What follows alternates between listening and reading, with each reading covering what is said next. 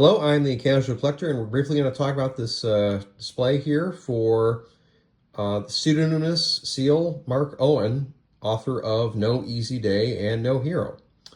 I'll be referring to him by his pseudonym during the course of this video. You can Google him in real life, but I'm going to refer to him by the pseudonym because that's how I think of him as. For those of you who don't know, Mark Owen was a special warfare operator with the Navy Special Mission Unit. And in that role, he was a participant in Operation Neptune Spear, which was the mission to kill bin Laden. After the mission, he retired from the Navy, and he wrote the book No Easy Day, which caused quite a furor. As part of that book, they included this lovely shot of his gear locker during his time with that aforementioned Special Mission Unit. And I have wanted to depict that for a while, and I finally got off my butt and I put together a locker for him. Now, for those of you who are not figure collectors, most of the gear that I use for this is from the Easy and Simple, the Raid figure ES26009, which I think is one of the two better representations of the gear from that set. There also was the Damn Toys Expo exclusive that's coming out that's also an equally good representation, but that figure is going to be several $100, and I personally just like the gear from Easy and Simple, so I'm going with that.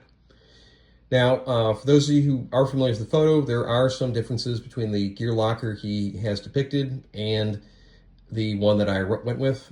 Part of that was because I wanted to show off some more gear. Part of that was because of differences in the gear, the time that photo was taken and the actual mission itself.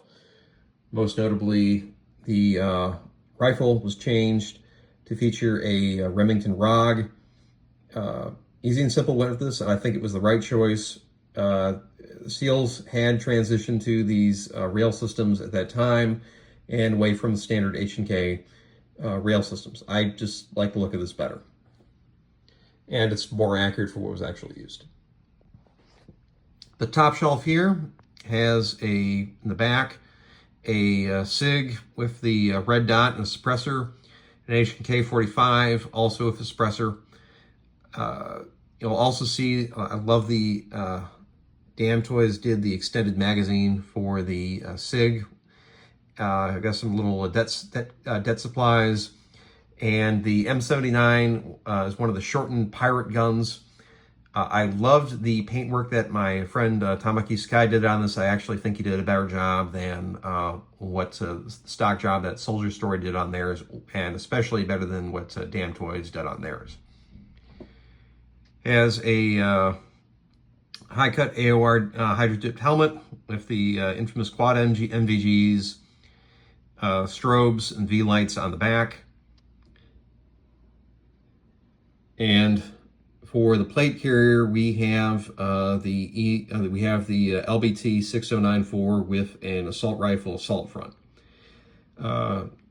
Bolt cutters in the back, dual radio setup with the covers for the PTTs.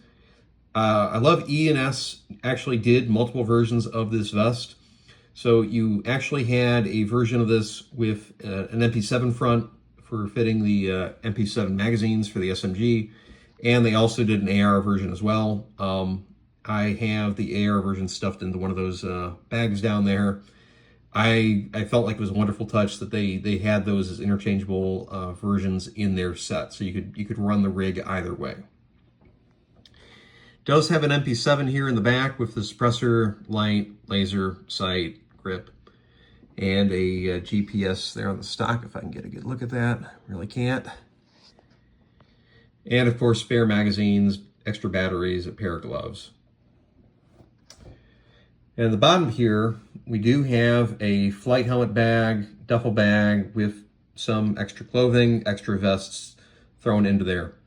For this, I would recommend going with, as I said, a second LBT 6094 with a different assault front. Or you could go with a variety of LBT chest rigs. There are some photos in his book, so you can kind of mix and match on your gear what you'd like to put in there.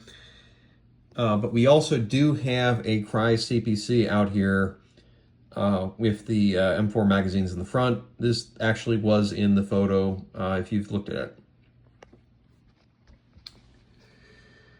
For clothing on the side, all this is just hanging off of bent up paper clips that I transformed into coat hooks.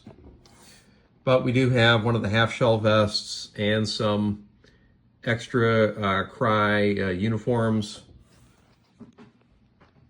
along with a Polartec fleece and the hand warmers here on the side.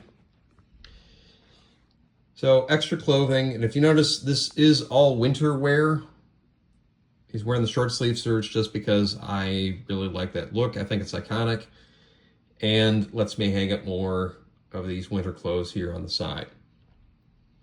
For the uniform itself, we have one of these lovely leather belts with a pistol in the belt holster, and we also have one of the Winkler knives here on the back.